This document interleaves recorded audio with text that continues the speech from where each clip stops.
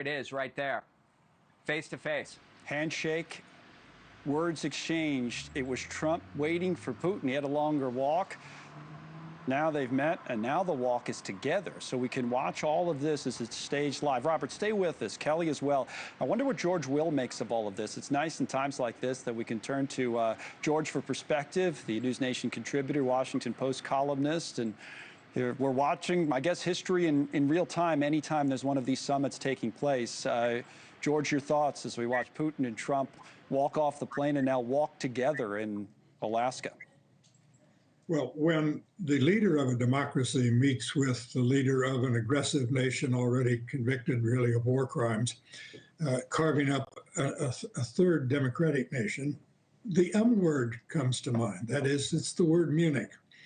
Munich Conference in 1938 has a terribly bad odor in history because what happened was the representatives of France and Britain met with the dictators of Italy and Germany to agree to carve up Czechoslovakia, and the Czechs weren't there. They were in a hotel nearby, but they were not allowed to participate in the meetings.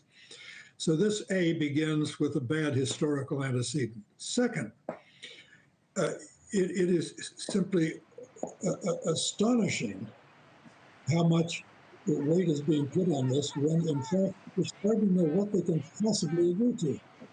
They can't agree to land swaps without Ukraine there because Ukraine has said we're not interested in any of those. They can't agree on future security provisions for Ukraine, either from outside, from European members or from NATO, or interior. I'm sure Mr. Putin has in mind negotiating restrictions on Ukraine's self-defense capabilities. So it's very difficult to know what can possibly come of this. And as I think NewsNation has properly emphasized, these pictures, this fact of Mr. Putin landing on American soil is a tremendous victory going in. If nothing else comes out of this but those pictures, but the fact that Mr. Putin's isolation has ended, as Zelensky rather ruefully noted, this is already a tremendous success, this semi-summit for Russia. I was thinking the same thing, George, as we were watching this on the screen, is that the very pictures that were unfolding were in and of themselves, no matter what happens, a victory in Putin's mind. We're told by the pool report that both ignored questions being yelled by pool reporters on the tarmac, but that Putin, it said here, shrugged when he was asked if he will stop killing innocent civilians. George. Well, killing innocent civilians happens to be his war plan.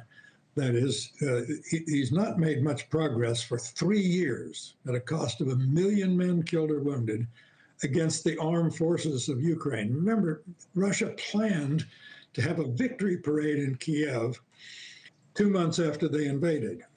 The invading troops were told by their commanders in Moscow to bring along their dress uniforms because they would be needed for the victory parade. This hasn't gone well for Mr. Putin. All his expectations have been terrible. So the question now is, what can he do to redeem this terrible sacrifice? Since they're not making great progress. What do you make of them riding along, I'm sorry to interrupt, in the Beast, the presidential limo, together, it appears? So that shot, right, guys? Is that what we just saw, riding by and laughing in the back seat together in the president's limousine? The optics are terrible. The optics are the president of the United States giving a kind of moral equivalence to the man who's caused all this with an act of naked, unprovoked aggression. It is not a pretty picture right now, and it's quite difficult to see what can possibly be agreed to that would redeem the effect of these pictures and the fact that Mr. Putin's isolation has ended. When you think of the history of just these two gentlemen, everybody goes back to Helsinki in 2018, which may very well have been one of, if not the low point, at least on foreign policy of that Trump presidency of the first term for what came out, especially of that joint news conference after their summit on foreign soil. It's remembered, as you know, for a president of the United States essentially appearing to side with Vladimir Putin over his own intelligence community. That was the story everywhere after that. I think we asked before this what lessons had been learned going into today. And quite frankly, the tone of President Trump had been different in recent weeks, seemed more critical, more skeptical of Putin. And now we see this. How do you work all that together? Well, remember, the fundamental fact about Donald Trump is, and some people like this, and some people think it's a good negotiating tactic, but the fact is he's mercurial. That is, he is changeable. Thank you for watching. Subscribe below and download our NewsNation app right now on your phone, and you will get fact-based, unbiased news for all Americans.